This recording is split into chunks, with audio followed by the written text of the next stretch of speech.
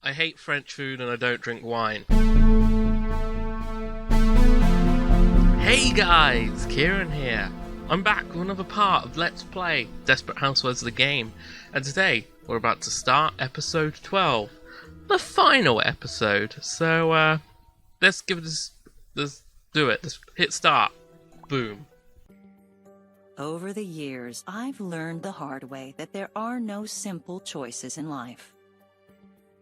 Since my departure, things seem to have gotten even more complicated for my friends on Wisteria Lane, as well as my newest neighbor.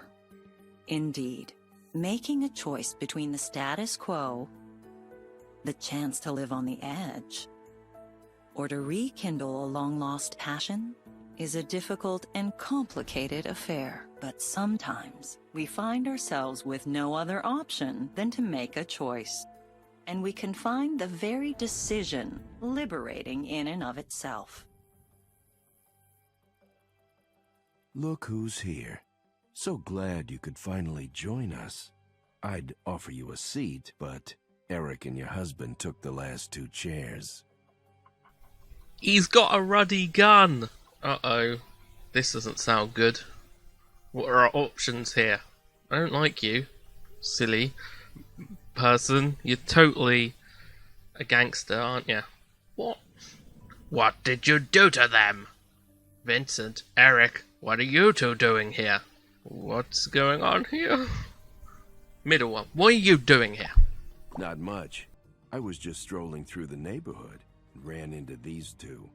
I figured the four of us could have a nice little chat.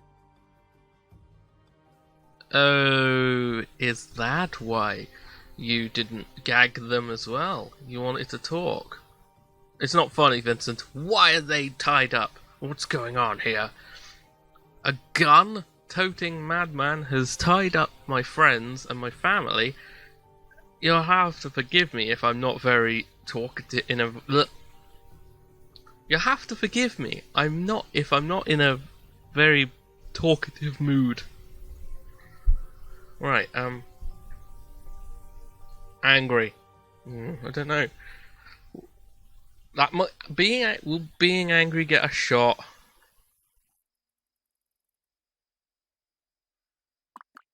Hey, it's just like I said. I was right outside your house when I ran into my old friend here, Eric.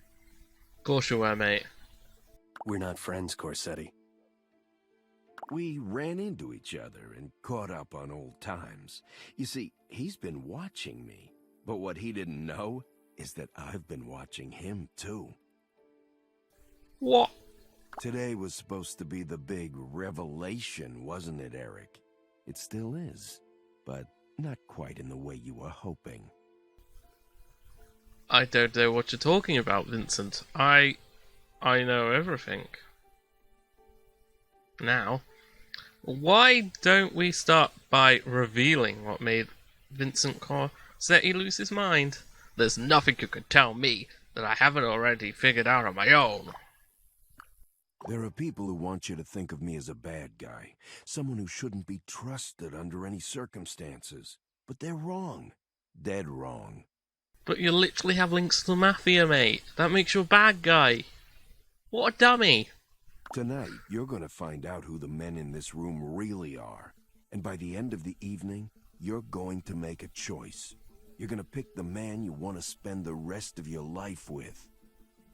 Obviously, Manny Man, clearly. Because we've got to continue Manny Man adventures, you know? Of course, if you decide that you want me sooner than that, I'll understand. Is this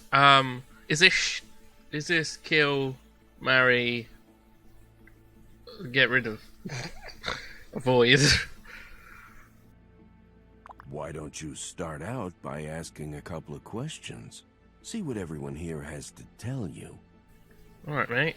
In case you're tempted to try anything funny, I've cut your phone line and disabled your computer. And don't be stupid and try to run off. I've got eyes in the back of my head. Right. I've got a guy just outside keeping a close watch on the place. No one's getting in or out unless I say so. Okie dokie. Right.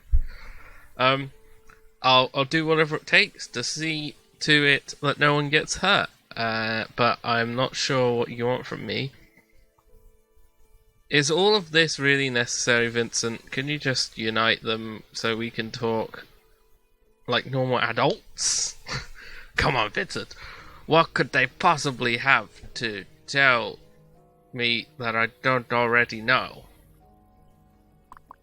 Trust me, there's a lot you don't know about the men sitting in this room. Ask them whatever you want. Given the circumstances, it's in their best interest to answer honestly. Oh God. Do just pick Manny. I'll stick with the Manny options, I think, but Eric, what would you do for me if we walked out of this house together? What would our lives be like together? So, Vinny, let's say, let's say I choose to be with you over these other two guys. What would our life be like? Manny, what kind of life should I expect if I choose to stay with you? Boop. One thing's for certain, things need to be different. I'll do whatever you want, marriage counseling, a family therapist, whatever it takes. I just don't want to lose you. I can't live without you. Aww. I like what I'm hearing. That sounds good, but only time will tell if you can actually make good on your promise. You know something? I can swear I've heard you say that exact same thing before. You'll have to forgive me if I don't believe you. I like what I'm hearing. Okay, Eric, same question. Or Vincent, same question. Vincent. So, Vinny, let's say I choose to be with you over these other two guys. What would our life be like? That's a good question. I see you haven't lost all your smarts. You'll live a life of luxury. I'll see to it that you can have everything you've ever wanted. You'll never have to cook another meal or clean a house ever again. Oh, but the cooking minigame's fun! It's nice to know that I'd be well taken care of, but I noticed you didn't mention how you treat me. Well, that's a compelling argument. Oh, lots of money and no mindless housework. I like the sound of no. First one. Right. Eric, same question. Eric, what would you do for me if we walked out of this house together? What would our life be like together? Together. Too many togethers in that. Well, you could expect me to make an honest living, provide you with everything you need and some of the things you want. I'd be home every night in time for family dinner, and I'd treat you like you deserve to be treated, with respect. On a federal agent's salary, I wouldn't be able to hire anyone to take care of the housekeeping. But on the other hand, I can guarantee you I'll never hire anyone to take care of you, like Corsetti did once upon a time. Although, yeah, not being taken out. I don't need anyone to take care of me. I'm doing just fine on my own. I'm not that old, you know. I can take care of myself, thank you very much. Excuse me, what was the last part? Don't pay any attention to him. He'll say whatever he thinks he needs to in order to save his sorry hide. Oh. I'm still sticking with the man. Vinny's the one you shouldn't listen to, Mary. He doesn't want you to remember what he did to you, because if you did, you wouldn't have anything to do with him. Right. Alright, that's enough out of you, Larson. Zip it. Zip. Right. Thanks, Eric. I wanted to hear what you had to say. Yeah, I've heard more than enough from you for now. Thanks? Okay, so far I like what I'm hearing, but I'm looking for more specifics. It sounds like you've gotten some interesting information from everyone in the room.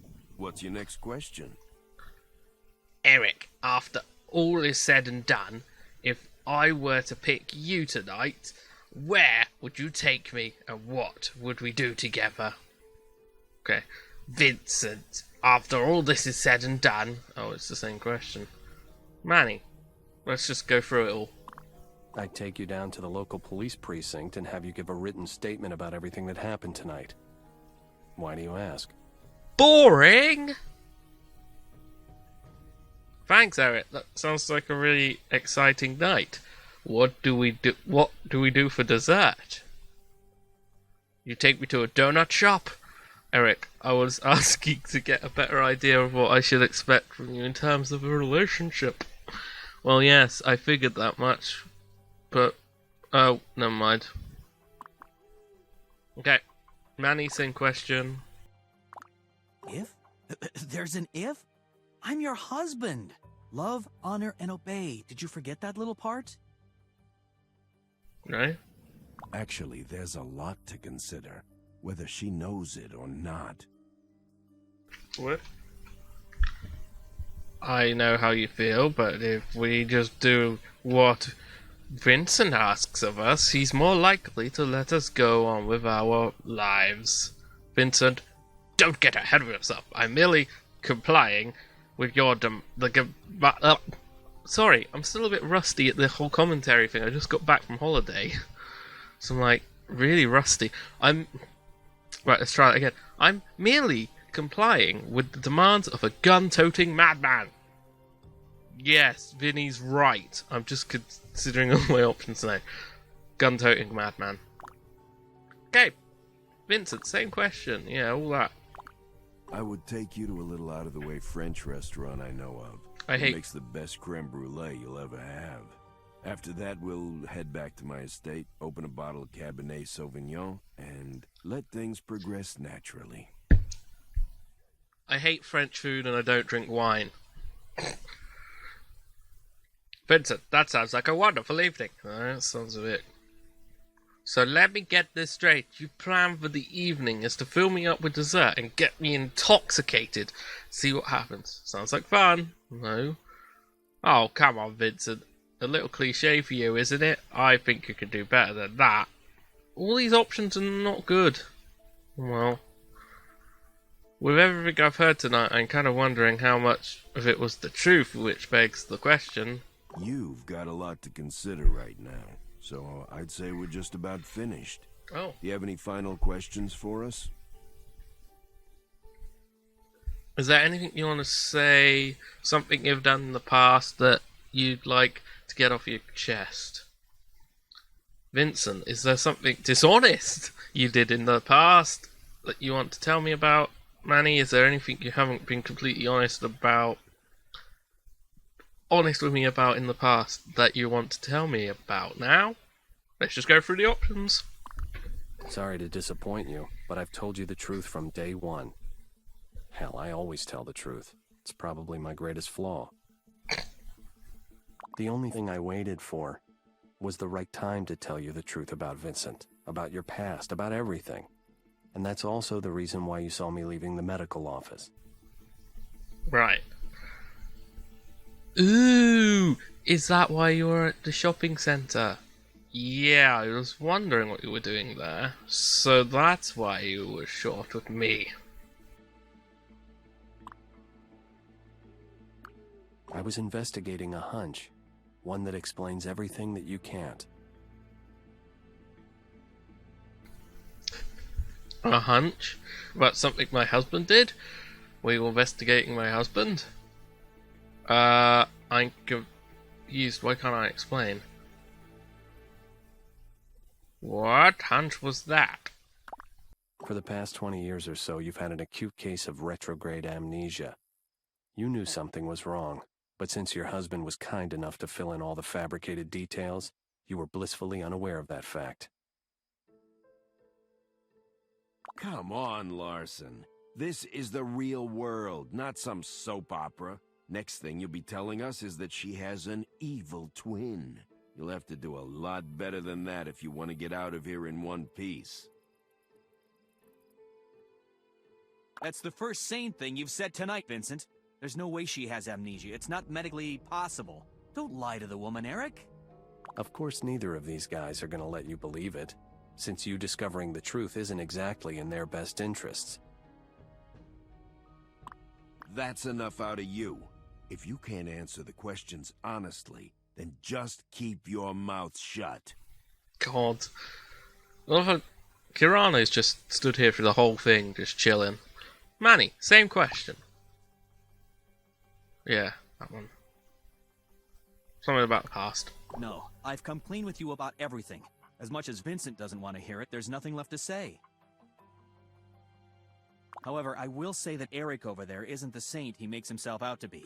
A little while ago, he barged into my office looking for God knows what. Now, I won't jump to conclusions, even though it seems everyone else here is doing just that.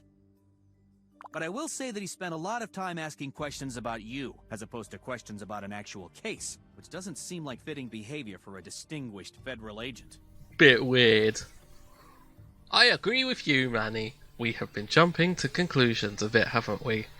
I think I know where you're going with that, Manny. I'm really sorry, but I don't know if I believe you anymore. First one, I agree. Okay, finally, Vincent, same question. Is there something dishonest? Me? Come on. What could I possibly know that's worth lying to you about?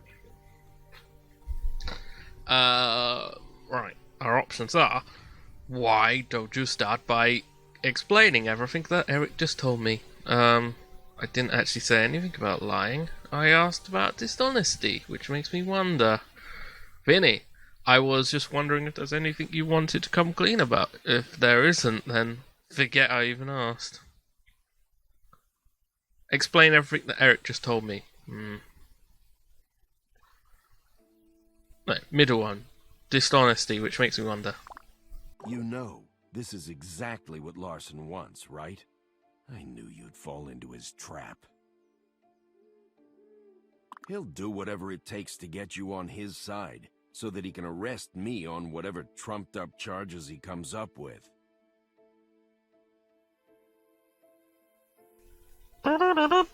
Trumped-up charges? What? Shut up. Shut up. Considering what's going on right now, I don't think he'd need to make up any charges, Vincent. And just how is he doing that, Vinny? I was actually hoping you'd be able to tell me what Eric meant when he said you had someone taking care of me. Yeah, that one. Larson has a whole story concocted that explains everything he wants you to believe. He says that I know you, that he knows you, and that I killed you, which of course means that I should go to jail, right? You killed me. I'm still alive, though. Really convenient how that all works out for him, isn't it? He gets the girl and the collar. It's almost too good to be true, isn't it, Larson? You're right, it's pretty convenient. A little too convenient, if you ask me. I don't know. Yeah, I don't trust Vincent anyway, so... I don't know, Vincent. This all seems far-fetched. I hope you're being honest with me. It is, but sometimes the most unbelievable stories turn out to be true. Middle one. I don't know. It's a bit far-fetched. I get growing wary of all these questions, Vincent. Let's just get on with it. Give us a break, Vincent. Have we been doing this long enough? Are we done yet? Yeah, that'll have to do. So now's the big decision. Now that you've heard everything, who do you want to spend the rest of your life with? I'm sorry, Vincent. I'm not sure what I want in my life right now. That's not exactly the kind of decision I can make after only 3 questions. Don't rush me. Sweetie, you really should learn how to make up your mind. I don't have all day. And what's more... What's more? Hey, quit your squirming. Alright, I've got something I need you to do. Go over there and tighten their ropes. I don't want anyone leaving our little soiree before you have a chance to make your decision. You're very demanding, Vincent. That's going to get old very fast. Ugh, fine. I'll do it, but only because I don't want Does it get anyone hurt? Yeah. Bing bong. Right, new goal. Tighten the ropes. Walk over to each of the captives to tighten their ropes, and while you're over there, listen to what they have to tell you. After you finish, return to Vinny and see what else he wants from you. Right. Okay. Just give me 1 second. I'm gonna do a quick pause and save. Hang on. That guy can go.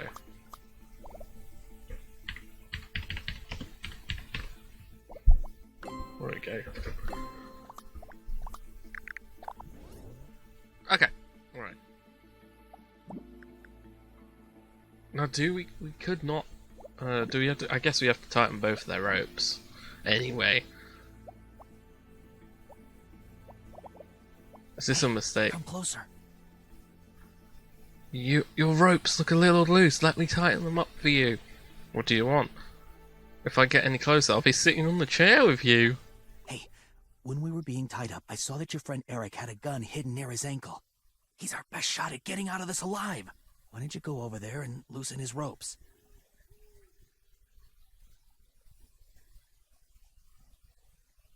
Don't tell me what to do, Manny. All taken care of. He should move freely now. Yeah, I'll do that. Don't worry. Okay, listen to me. Vincent's losing it. Do whatever you can to keep him from going completely insane. Right. He seems to think he has a shot with you. Use that in your favor if things get hairy. Don't worry, honey. I was planning on doing that already. Thanks for the advice, though.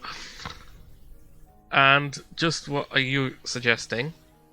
Let's just hope things don't take a turn for the worse tonight. Hey, I sent you over there to tighten their ropes, not chat. So cut it out. Bye.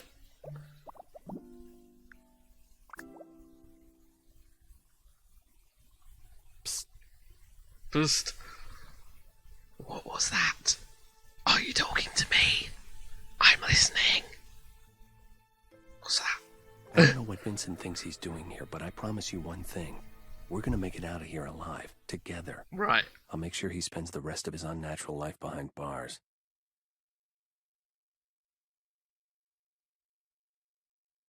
He took my gun, but I have another one hidden in my sock. Loosen my ropes up a bit, and I'll see about getting us out of here. Can I have the gun? No, I can't do that. No, it's whispering in it. No, I can't do that. If he finds out, he's going to shoot me. Eric, that's dangerous. Okay. I sure hope you know what you're doing. I know for a fact that it doesn't take that long to tie a knot. Hurry it up over there. I'm just rubbing his back or something. Look, the ropes are down here, love. Just make sure he doesn't shoot me. Just be careful. Do whatever you want, but leave me out of it. Okay. Right. Okay, I guess we'll go back over here. Or something. Talk. Good. You're finished. Now let's just check your work. Oh. Why don't you head over there and double-check your mother's handiwork?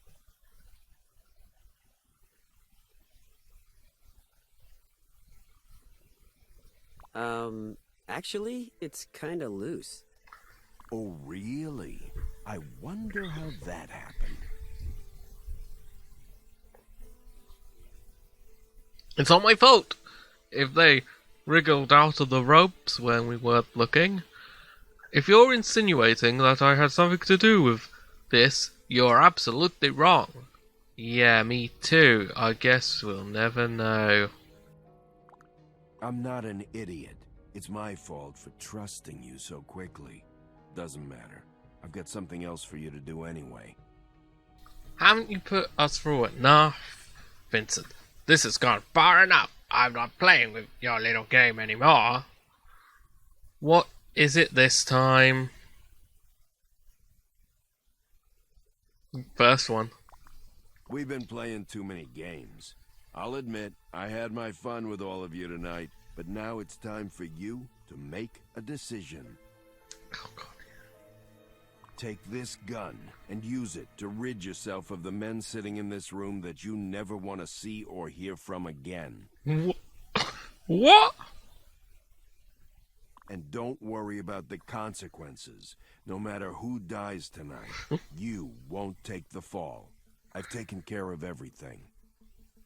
So, and I mean this literally, fire away. Whoa, hey, hold on. I've got a Ruddy gun. Uh-oh. Uh-oh. Wait a minute. At the very least, I think we all deserve the opportunity to plead our cases.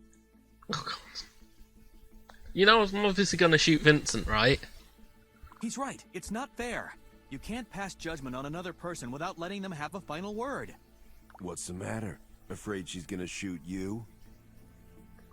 I guess you're right. Everyone deserves to have their final words. I can't do this, I'm sorry. Fine, let's hear it. Do your little song and dance so we can get this over already.